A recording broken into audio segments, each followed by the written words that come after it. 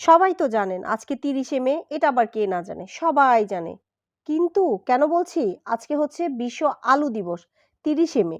আমিও জানতাম না। সকালবেলা ঘুম থেকে উঠে শুনি আজকে নাকি বিশ্ব আলু দিবস।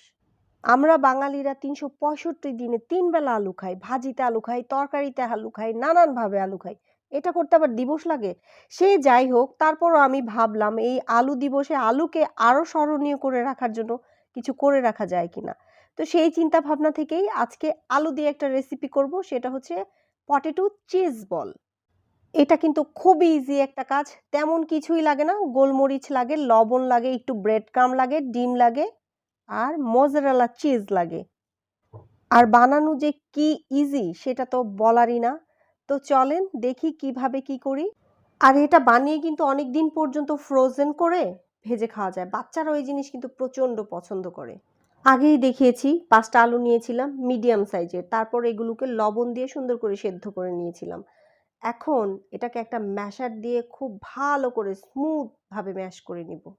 এরপর 1 টিস্পুনের মতো গোলমরিচের গুঁড়া দিয়ে দিব, 1/2 টিস্পুনের মতো মিক্স হার্বস দিয়ে দিব আর স্বাদ মতো লবণ দিয়ে দিব।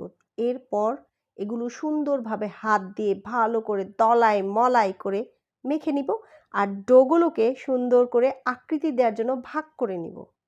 আগেই বলেছিলাম তেমন কিছুই লাগে না। এখানে যা যা আছে সব কিছু আমাদের ঘরেই থাকে। শুধু চিজের ব্যাপারটা যদি ঘরে না থাকে তাহলে আপনাকে একটু এনে নিতে হবে, আর কিছুই না। একদমই হ্যাসেল নাই। এই জিনিস আপনি চাইলে প্রতিদিনই করে খেতে পারবেন। খেতেও যেমন ভালো, তৈরি করতেও সহজ।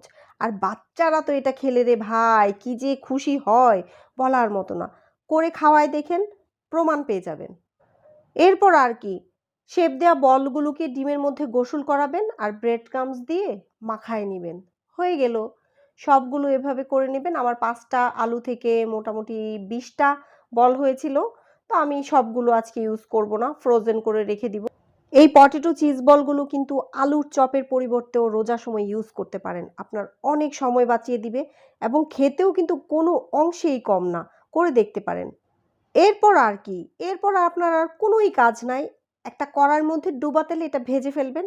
যখন নাকি ব্রাউন হয়ে আসবে, সুন্দর করে সেদ্ধ হয়ে আসবে, একটু মুচমুচে হয়ে আসবে, আপনি তখন বুঝতেই পারবেন এটা নামানোর সময় হয়ে গেছে। ঠিক নামিয়ে ফেলবেন আর নামিয়ে সার্ভ করে দিবেন। এখানে আমি মাত্র ৬টা বল ভেজেছিলাম। ৬টা বল আমার ভাজা ঠিক হয় নাই। আমার আরো বেশি ভাজা উচিত ছিল। কারণ এটা নিয়ে কাড়াকাড়ি হয়ে গেছে রীতিমতো। সে যাই হোক, কাড়াকাড়ি তো হবেই। এইরকম চিজ বল যদি কেউ পায়, বিশেষ করে বাচ্চারা যদি পায়, তাহলে তো কাড়াকাড়ি করবে, এইটাই স্বাভাবিক। দেখেছেন কিরকম চিজি হয়েছে ব্যাপারটা? আহাহাহা! খুলে যখন মুখে দিবেন, মুখের মধ্যে যে মেল্ট হয়ে যাবে না, এটা আসলে আমি বুঝাইতে পারবো না। করে খান, বুঝতে পারবেন। আজকে সকালবেলা ঘুম থেকে উঠে ঘুণাক্ষরেও আমি ভাবিনি এরকম চিজি টাইপের একটা আলু দিবস আমাকে পালন করতে হবে, যা কিনা খুবই ভালো ছিল, যা বুঝিয়ে বলার মতো না। So yummy and so cheesy, mommy.